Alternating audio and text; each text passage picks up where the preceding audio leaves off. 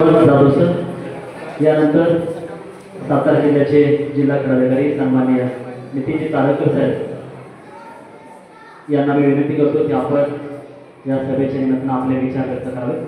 कराड तालुका, कराड पाटण तालुका आणि शालेय शिक्षक सर्व क्रीडा शिक्षणाच्या समस्या आहेत त्याचं आपल्या मनोगतातून सातारा जिल्ह्याचे जिल्हा क्रीडाधिकारी या ठिकाणी आपलं मनोगत व्यक्त करत आहेत। कराड आणि पाटण तालुका क्रीडा शिक्षक बैठकीसाठी आज आपण शिक्षण मंडळाच्या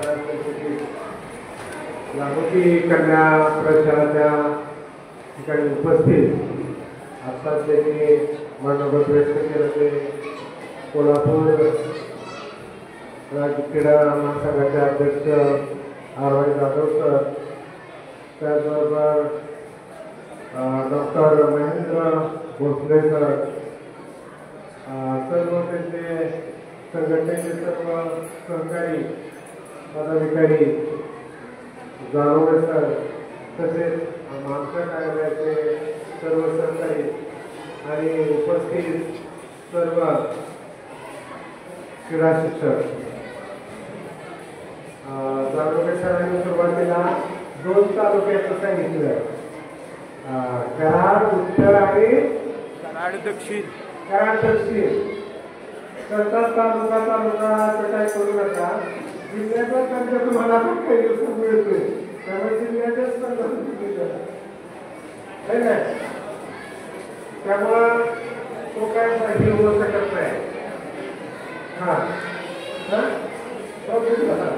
या बैठकीनिमित्त जिल्हा क्रीडा अधिकारी या ठिकाणी बोलत आहेत। त्याचबरोबर सातारा जिल्हा क्रीडा ऑफिसचे सर्व अधिकारी वर्ग, त्याचबरोबर शारीरिक शिक्षण संघटनेचे सर्व अधिकारी वर्ग या ठिकाणी उपस्थित आहेत। आणि खास त्या ठिकाणी सर्व क्रीडा शिक्षक आले, क्रीडा शिक्षण मुख्याध्यापक म्हणून काम केलेलं आहे आणि क्रीडा शिक्षक खरोखरच वेळेला काम करतात। जसं आता आरवाई सरांनी सांगितलं मला की आपण सगळ्या मीटिंगला आलं पाहिजे, येण्याची इच्छा असते, पण सकाळी चोपडे सरांना फोन केला त्यानंतर मला फोन आला तुम्ही इतर मीटिंगला या, मुख्याध्यापकाची मीटिंग आहे, त्यामध्ये आपण जरा खूप हे करू। तर मी म्हणलं नाही, मला तर करायला जायचे, मग म्हणजे बघा मी सुरुवातीला त्याला त्यांच्या समस्या वगैरे जे असतात त्या तुम्हाला सोडवल्या पाहिजे। पण गंमत अशी होते की आपल्या लेवलचं जे आहे ते आपण लगेच करतो। ग्रेसपुराच्या वेळेला सुद्धा बोर्डाचे अध्यक्ष वगैरे त्यांना सतत आपण फोन करून जास्तीत जास्त सोडवण्याचा प्रयत्न केला आणि मग जर कोणाची काही जशी शंका असली